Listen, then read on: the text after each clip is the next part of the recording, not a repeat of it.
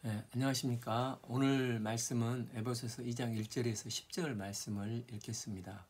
요절은 2장 8절 너희는 그 은혜에 의하여 믿음으로 말미암아 구원을 받았으니 이것은 너희에게 난 것이 아니요 하나님의 선물이라. 우리는 에베소서 1장에서 찬송할 이유가 무엇인지, 우리에게 주신 신령한 복이 무엇인지, 삼위의 하나님의 구원 역사를 읽었습니다. 성부 하나님께서는 우리를 만세전에 택정하시고 성자 예수께서 그 피로 우리를 속량하시고 성령님의 인침을 통해 구원의 보증을 해 주셨습니다. 이제 1장 뒷부분에서 바울의 목회적 기도로 그들의 눈을 밝히사 지혜와 계시의 영으로 하나님을 알아가도록 기도를 했습니다. 이제 2장은 하나님이 예비하신 구원이라는 대드라마를 좀 더 확대 해석해서 묘사를 하고 있으면서 인간이란 도대체 어떤 존재인가를 대한 문제의 해답을 말을 하고 있습니다. 1. 허물과 죄로 죽었던 너희를 살리셨도다. 인류를 향한 하나님의 선포이십니다. 언제부터입니까? 창세기 2장 16절에서 아담과 하와에게 먹지 말라는 선악과를 따먹은 이후부터입니다. 그래서 먹는 날에는 그때 정령 죽으리라 말씀하셨는데 그대로 이루어져 인간은 거룩하신 하나님과 영이 단절이 되어 죽게 되었습니다.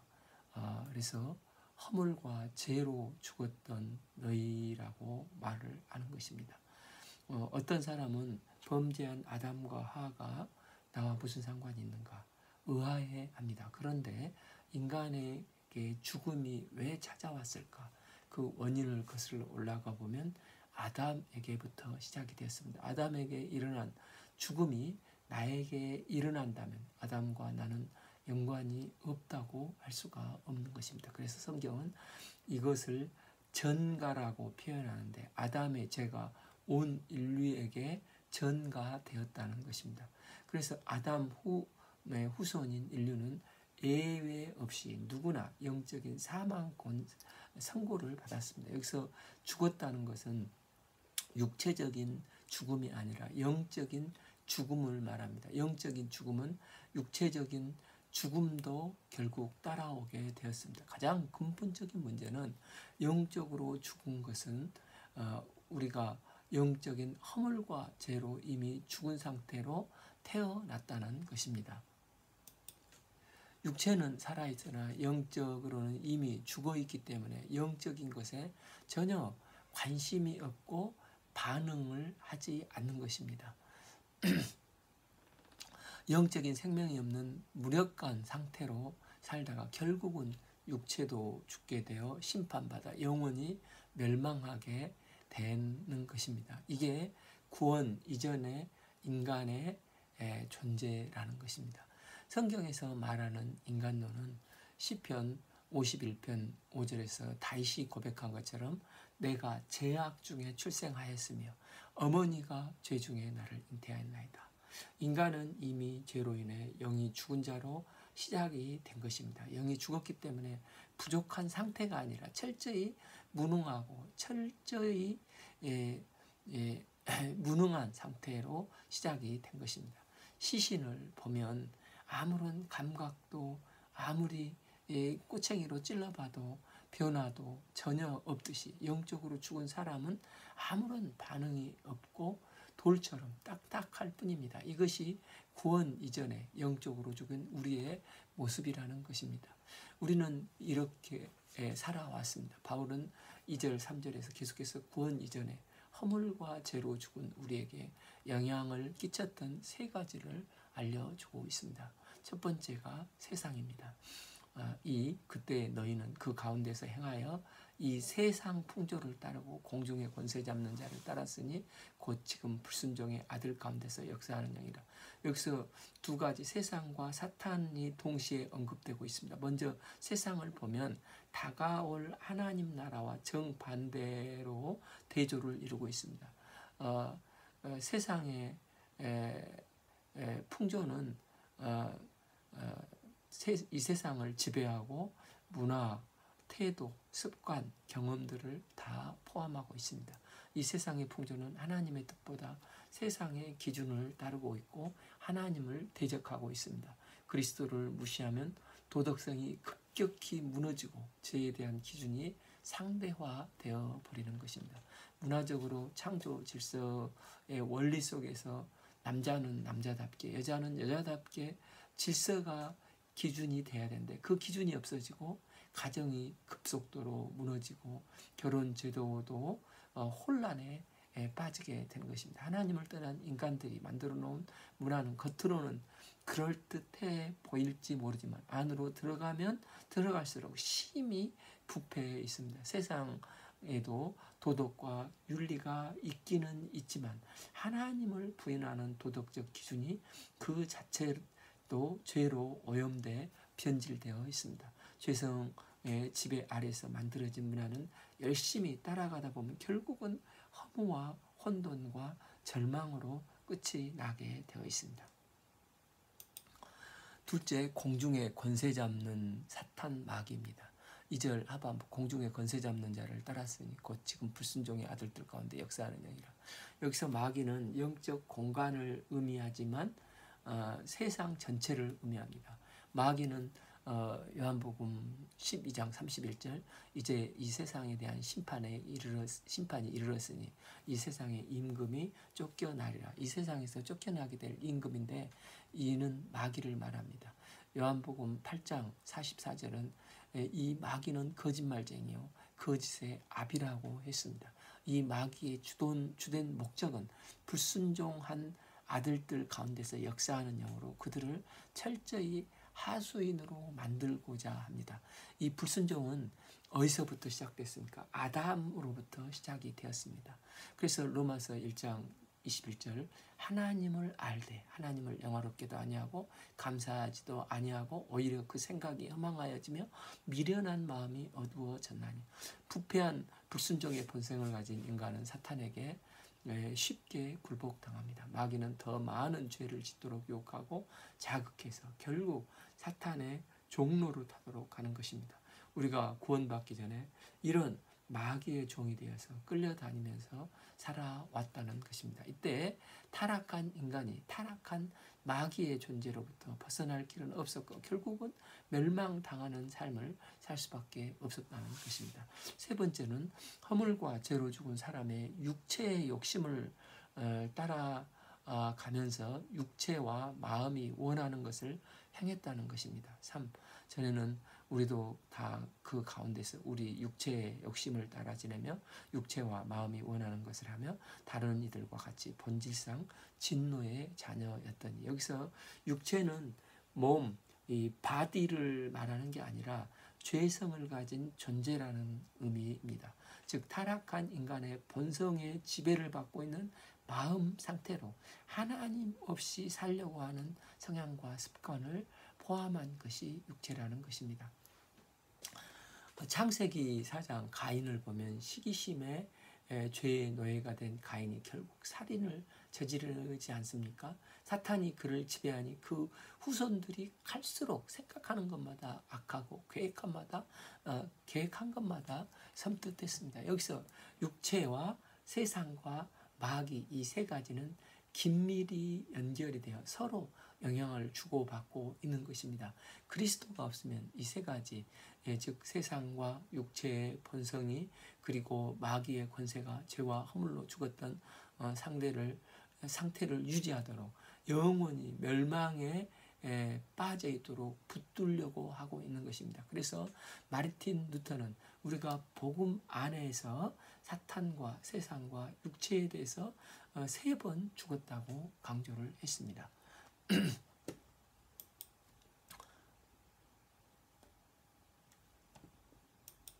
바울은 이런 인간에 대한 본질상 진노의 자녀들도 하나님의 진노를 일으킬 만한 전적인 타락의 상태에 있는 자들이라는 것입니다. 그래서 이 1절에서 3절은 짧지만 그 로마서 1장에서 3장 내용을 잘 요약한 내용으로 인간에게는 범죄한 인간은 답이 없고 출구를 찾을 수 없는 완전히 영혼이 파괴되어 죽음과 멸망의 상태가 되었다는 것입니다.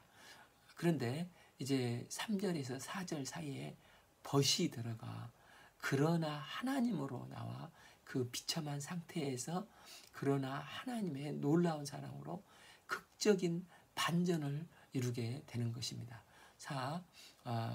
이제 원어 성경에는 그러나가 있는데 긍휼이 풍성하신 하나님이 우리를 사랑하신 그 사랑을 인하여 하나님이 바울은 지금 무엇을 표현하고 싶어 하는 것입니까? 그러나 하나님은 왜 우리를 살려주셨느냐입니다. 이는 첫째로 하나님의 속성은 긍휼이 풍성하시기 때문이라는 것입니다. 하나님께서는 우리를 불쌍히 여기시는 마음이 없으셨다면, 사랑과 은혜와 자비를 베푸시는 긍휼의 마음이 없었다면 우리가 어찌 구원을 받을 수 있었겠습니까? 우리의 과거 상태로는 도무지 우리 스스로 구원에 이를 수 없는 너무나 처절한 절망적이고 완전히 무기력한 상태였습니다. 인간의 행동은 그렇게 배신하기를 좋아하고 또 변덕이 심하고 교활하고 못되게 구는 모습이 인간의 모습입니다. 이런 인간을 하나님은 긍휼이 풍성하신 성품 때문에 우리를 그리스도와 함께 살리셨고 함께 일으키시고 그리스도와 함께 앉히신다는 것입니다. 하나님께서 우리를 살려주신 두 번째 이유는 그 크신 사랑 때문입니다. 바울은 하나님이 우리를 그 크신 이 그레이트한 아가페적인 사랑으로 사랑한다고 말을 합니다. 흔히 사랑은 세 가지 사랑이 있다고 이렇게 말을 합니다. 첫째는 만약의 사랑으로, 만약 네가 나를 사랑하고 잘해주면 나도 너를 사랑하고 잘해줄게 하는 사랑입니다. 둘째는 때문의 사랑이라고 합니다. 네가 나를 사랑하지 않지만 네가 예쁘기 때문에, 혹은 네가 돈이 많기 때문에, 혹은 네가 공부를 잘하기 때문에, 그 사실 하나 때문에 그냥 사랑하겠다는 조건적인 사랑입니다. 셋째는 그럼에도 불구하고 하는 사랑입니다. 이것이 하나님의 큰 그레이트 사랑입니다. 그럼에도 불구하고 그 사랑 덕분에 우리가 구원의 은혜를 받게 된 것입니다. 허물을 받은 우리를 그리스도와 함께 살리셨고 너희는 은혜로 구원을 받은 것이라. 바울은 허물로 죽은 하나님이 우리를 구원해 주신 것은 하나님의 전적인 은혜로 구원받았다는 사실을 강조해서 말합니다. 십자가에서 예수께서 2000년 전에 죽으시고 부활하심으로 이미 우리 구원을 완성하셨습니다. 그를 믿는 자는 누구나 구원을 받게 되는 것입니다. 그리스도와 함께 살리셨을 뿐만 아니라 그리스도와 함께 우리를 일으켜 세워주신 것입니다. 이것이 구원의 과거입니다. 또한 두 번째 구원의 현재입니다. 6a 또 함께 일으키사 그 크신 사랑으로 과거에 우리를 살리신 예수 그리스도는 그것에서 끝내는 게 아니라 지금 우리를 이 순간에도 그리스도와 함께 우리를 일으켜 세워주십니다. 그리스도인들은 예수님의 대속적인 죽음에만 머물러 있는 게 아니라 그 구원의 은혜로 사망 권세를 깨뜨리고 부활하신 그리스도의 능력의 약속을 받았습니다. 현재 구속받아 거듭난 자로서 양자된 자로서 그리스도의 부활과 성령의 능력에 참여하고 있는 삶을 살고 있습니다. 그래서 예수님은 요한복음 11장 25절에서 나는 부활이요 생명이니 나를 믿는 자는 죽어도 살겠고 말씀하셨습니다. 즉 I am the resurrection and the life. 현재 부활이요 현재 생명이신 예수님이라고 말씀하셨습니다. 구원은 이 세상에서 죽으시고 부활하심으로 복음을 완성하시고 오늘날 우리가 부활신앙으로 살아갈 때 역사 속에서 나의 현실적인 생활 속에서 어떤 어려움 가운데서도 함께 일으키시고 동행하시는 부활하신 예수 그리스도를 체험하는 삶이 되는 것입니다. 이것이 구원의 현재성입니다. 셋째, 구원의 모습은 또 또 함께 일으키사 그리스도 예수 안에서 함께 하늘에 앉히시니, 그리스도 예수 안에서 함께 하늘에 앉히시니로 표현이 되는데, 이것은 구원의 미래성입니다. 우리는 이 땅에 살지만 이 땅의 것을 추구하는 삶이 아니고 위의 것을 찾는 사람들입니다. 이는 부활하신 그리스도께서 하나님 우편에 앉아 계시기 때문에 그렇습니다. 그리스도의 구원의 완성은 그리스도와 함께 하나님의 영광의 보좌에 앉은 것입니다. 만약 예수님을 믿는 사람들이 이 소망을 잃어버렸다면 현재의 고난은 장래의 영광과 좋게 비교할 수 없다는 말을 할 수 없는 사람들이고, 그 말을 해도 공허하고 아무런 기쁨이 없는 사람들이 됩니다. 그러나 우리가 그날에 하늘의 영광을 맛보며 그리스도와 함께 영광의 보좌에 앉을 산소망을 생각하면 현재의 그 어떤 고난이나 슬픔도 넉넉히 참고 인내할 수 있습니다. 우리는 그날에 하늘의 상속자로 하나님 나라 시민권을 가진 성도로 들림을 받아 하나님께서 주신 생명의 면류관을 받게 됩니다. 그리고 그리스도 예수 안에서 함께 하늘에 앉히시게 됩니다. 그리스도를 죽은 사람들 가운데서 살리시고 하늘에 있는 부활의 그리스도 오른편에 함께 앉히실 것입니다. 이 영광스러운 미래가 구원의 완성입니다. 그러면 구원은 어떻게 우리에게 임합니까? 8. 너희는 그 은혜에 의하여 믿음으로 말미암아 구원을 받았으니 그것은 너희에게서 난 것이 아니고 하나님의 선물이라. 행위에서 난 것이 아니니 이는 누구든지 자랑하지 못하게 함이라. 예수님은 우리를 구원하신 분이십니다. 바울은 인간은 허물과 죄로 죽었던 자이기 때문에 아무리 선한 일을 하고 공덕을 쌓아도 구원받을 수 없다고 강조하고 있습니다. 그래서 바울은 단호하게 행위에서 난 것이 아니니 그런 표현을 쓰고 있는 것입니다. 꽤 오래전에 성철 스님이 죽기 전에 남긴 열반송이 유행했습니다. 거기에서 그분은 나의 평생 지은 죄가 수미산보다도 높다. 내가 산채로 떨어져 그 한이 만갈래이니 한 덩이 불덩어리가 푸른 산에 걸렸도다 했습니다. 이분은 수행에 방해를 받지 않고자 10년 동안 철조망을 쳐놓고 사람들과 만남을 이루지 않았다고 합니다. 또한 16년간 쌀가루와 솔잎만 먹고 살았다고 합니다. 또 8년 동안 좌부를 하면서 눕지도 않고 앉아서 자면서 수행을 했다고 합니다. 이런 그가 일평생 남긴 말은, 마지막 남긴 말은 죄만 짓고 간다. 내 말은 다 거짓말이다 하고 끝이 나는 것입니다. 이처럼 기독교를 뺀 모든 종교는 인간의 행위로 구원을 받으려고 합니다. 불교도 엄격한 수행을 요구하지만 힌두교도 업보를 쌓아야 된다고 말하고 이슬람도 행위 구원을 말합니다. 그들은 구원을 얻기 위해서 구도자의 처절한 노력이 뒤따라야 하고 어떤 자격을 갖추거나 어떤 공로를 세워야 한다고 생각을 합니다. 또 예수님 당시 바리새인들도 열심히 율법을 지켰던 사람들입니다. 이들은 열심히 율법을 지키려고 애썼기 때문에 누가복음 18장에 하나님이 난 다른 사람들 곧 토색, 불의, 간음을 하는 자들과 같지 아니하고 이 세리와도 같지 아니함을 감사하나이다 하고 교만과 우월감을 가지고 뻐기는 기도를 했습니다. 이처럼 세상은 언제나 자기 노력을 강조하면서 나는 이렇게 했기 때문에 구원을 얻을 자격이 있다고 생각을 하는 것입니다. 그러나 구원의 주도권은 인간에게 있는 게 아니라 전적으로 하나님께 속해 있는 것입니다. 마르틴 루터는 구원과 죄 문제로 인하여 깊은 고뇌에 빠져서 법학을 전공하고 수도사가 되어서 이 문제를 해결하고자 수도원에 들어갔습니다.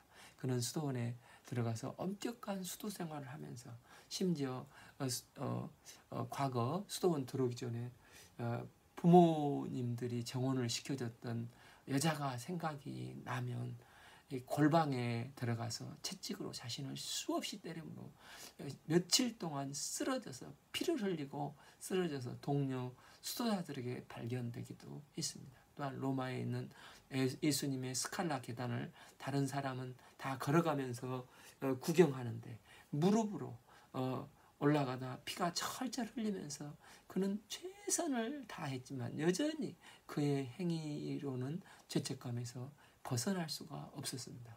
그는 바울과 같이 로마서 17장 19절 선을 행하는 중에 도리어 내 안에 내가 원치 아니하는 악이 있는 모습을 알게 된 것입니다. 그래서 바울은 로마서 3장 10절에서 기록된 바 의인은 없다. 하나도 없다. 인간의 행위로는 결코 구원을 얻고자 하는 어떤 시도도 다 헛되다고 얘기를 하고 있습니다. 20절에서는 그러므로 율법의 행위로 그 앞에서 의롭다 하심을 얻을 육체가 없다는 것입니다. 바로 구원은 이런 절망적인 상태에서 시작이 된 것입니다. 그래서 8절 A를 보면은 너희는 그 은혜에 의하여 믿음으로 말미암아 구원을 받았으니 여기서 구원은 바이 그레이스로 우리가 무엇을 하는 게 아니라 은혜에 의해서 우리가 구원을 받았다는 것입니다. 은혜란 전혀 받을 만한 자격이 없는 자에게 일방적으로 베풀어 주시는 호의입니다. 마치 누가복음 15장의 탕자의 비유와도 같습니다.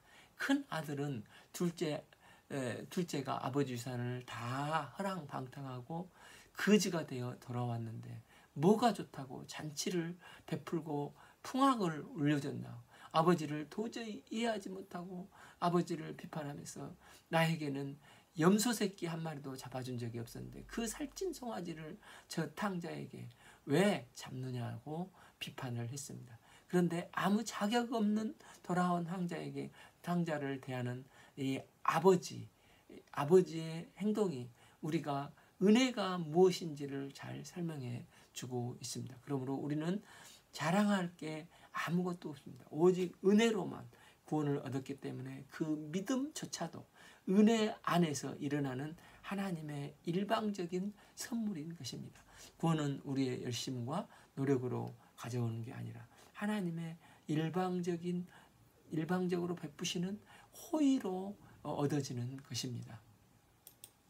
하나님은 우리의 구원을 위해 홀로 독생자 예수 그리스도를 십자가에 죽으시기까지 모든 대가를 지불하셨기 때문에 너무나 값비싼 기 때문에 거저 받은 것입니다. 그래서 본 회퍼는 우리가 받은 은혜는 값싼 은혜가 아니라 값비싼 은혜라고 했습니다. 이 십자가의 은혜 때문에 우리가 죄에 대해서 치러야 할 죄의 대가는 더 이상 남아있지 않게 되었습니다. 우리의 지은 죄가 아무리 크다 해도 하나님의 그 크신 은혜는 더 크고 한량없이 넘쳐서 그리스도의 죽으심으로 우리의 모든 죄를 덮고 남습니다. 우리는 구원 이후에도 여전히 넘어지고 깨지고 또 죄를 짓습니다. 그러나 낙심하지 말아야 할 이유는 우리의 값비싼 은혜로 인해서 그리스도의 값비싼 은혜로 인해서 구원을 얻었기 때문에 우리의 부족함 때문에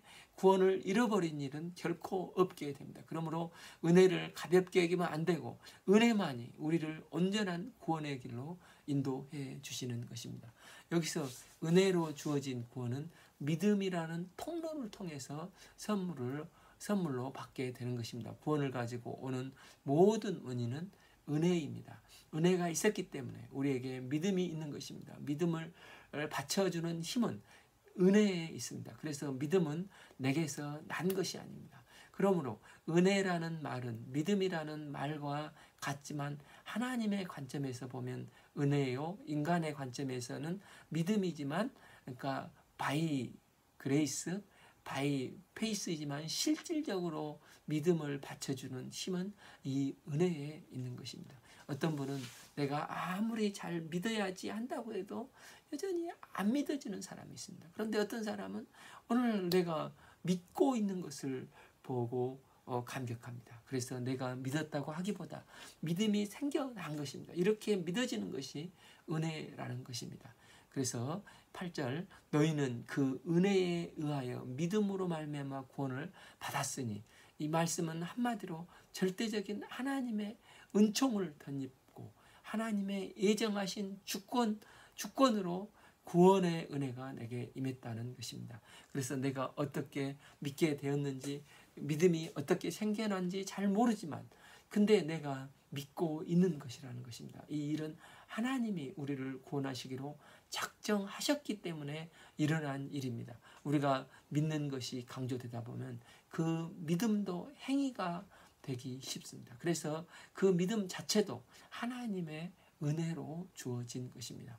창세전에 예정하신 바대로 하나님은 그 백성들에게 때를 따라 불러주시고 우리를 이끌어 주셨기 때문에 우리 안에 믿음으로 반응하게 되고 하나님께 나오게 된 것입니다. 그래서 은혜와 믿음, 구원이 이 세 단어는 기독교 핵심 단어인데 이 단어는 서로 깊게 연결이 되어 있습니다. 요한복음 1장 12절 영접하는 자 곧 그 이름을 믿는 자에게 하나님의 자녀가 되는 권세를 주셨으니 하셨습니다.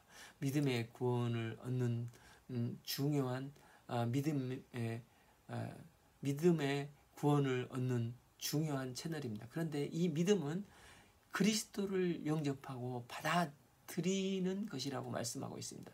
하나님께서 그리스도를 통해서 우리에게 계시한 것들을 받아들이는 게 믿음입니다.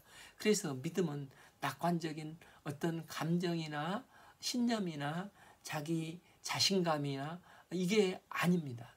믿음의 대상은 오직 그리스도이십니다. 우리의 행위가 아니라 하나님의 아들 예수 그리스도의 행위로 구원을 얻게 되었다는 것을 받아들이는 것입니다. 그래서 우리의 믿음은 예수 그리스도이고 우리가 얼마나 심각한 죄인이면 이런 나를 위해서 예수께서 십자가에 지셨다는 사실을 전적으로 받아들이고 영접하는 것. 우리는 이것을 믿음이라고 말합니다. 이 믿음은 마치 민수기 21장의 불뱀 사건처럼 하나님이 그 상황에서 제시한 유일한 구원의 길은 놋뱀을 쳐다보는 거였지 않습니까?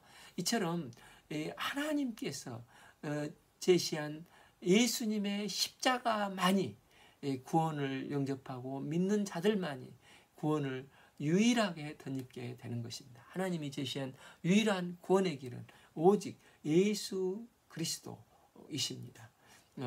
바울이 허물과 죄를 언급한 것은 하나님의 은혜가 얼마나 큰가를 강조하기 위함이었습니다. 모든 것은 은혜요, 머리끝에서 발끝까지 하나님 편에서 베푸신 은혜였기 때문에 우리가 믿게 되었고 구원을 받게 된 것입니다. 은혜는 헬라어로 카리스라는 단어인데 어원은 기쁘다, 즐겁다라는 뜻입니다. 하나님의 은혜를 받는 자들에게 나오는 반응은 말로 다 할 수 없는 기쁨이 있습니다. 더 좋을 수 없는 기쁨이 샘솟아 나는 것입니다. 진정한 기쁨은 이 구속의 은혜를 받은 자들에게 나오는 것입니다. 우리가 자신을 돌아보면 부끄러운 부분이 한두 가지가 아니지만 바울 역시 그랬습니다. 그는 만석되지 못하여 난자 같았다고 했고 죄인 중에 괴수라고 했습니다. 우리도 생각만 해도 은혜를 받을 자격이 없는 너무나 부족한 자입니다. 그런데 하나님의 은혜는 넘치고 또 넘쳐서 이 은혜를 생각하면 놀랍고 감사할 뿐입니다. 문제는 세월이 흐르면서 자신도 모르게 하나님의 은혜가 희미해지고 당연하게 여겨지기 쉽습니다. 그러나 은혜를 잊어버리면 신앙의 기쁨이 사라지고 힘이 없어지고 시큰둥한 신앙이 되기 쉽습니다. 교회는 은혜로 모인 공동체, 그런 사람들이 모인 공동체는 은혜가 출렁거리며 넘치는 모임이 되는 것입니다. 그래서 바울은 고린도전서 15장 10절에서 고백하기를 그러나 내가 나 된 것은 하나님의 은혜로 된 것이 내게 주신 그 은혜가 어때지 아니하여 내가 모든 사도보다 더 많이 수고하였으나 내가 한 것이 아니오 오직 나와 함께 하신 하나님의 은혜로라. 바울의 신앙과 삶을 받쳐주는 것은 측량할 수 없는 하나님의 은혜였습니다. 은혜를 알면 알수록 바울의 고백처럼 나의 나 된 것은 하나님의 은혜입니다. 우리의 삶이 날이 갈수록 이 은혜에 깊게 들어가는 역사가 있기를 기도합니다. 10. 우리는 그가 만드신 바라 그리스도 예수 안에서 선한 일을 위하여 지으신 바 된 자니 이 일은 하나님이 전에 예비하사 우리 가운데서 행하게 하려 하심이라. 본래 창세기 1장을 보면 인간은 하나님이 보시기에 심히 좋았던 존재입니다. 그리스도 예수 안에서 선한 일을 위해서 지음을 받은 존재들입니다. 문제는 범죄한 이후에 인간에게는 이 선함이 없다는 것입니다. 그래서 성경은 의인은 없나니 하나도 없다고 강조를 합니다. 어떤 사람이 예수님께 마태복음 19장 16절에서 선생님이여 내가 무슨 선한 일을 하여 영생을 얻으리까? 예수께서 이르시되 어찌하여 선한 일을 내게 묻느냐? 선한 이는 오직 한 분이시니라 대답하셨습니다. 인간에게는 선함이 없고 오직 한 분 하나님께만 선하심이 있습니다. 그래서 인간은 절대적으로 구원이 필요해 하나님과 바른 관계를 맺어야 하는 것입니다. 주의 보혈의 은혜로 구원받은 우리를 하나님은 선을 위해서 살도록 하셨습니다. 우리가 죽는 날까지 이 십자가의 은혜 앞에 사로잡혀 매일 구원의 은혜에 감격하여 믿음으로 선한 삶을 살아가는 복된 인생 되기를 기도합니다. 오늘 말씀은 에베소서 2장 1절에서 10절 말씀을 읽었습니다. 감사합니다.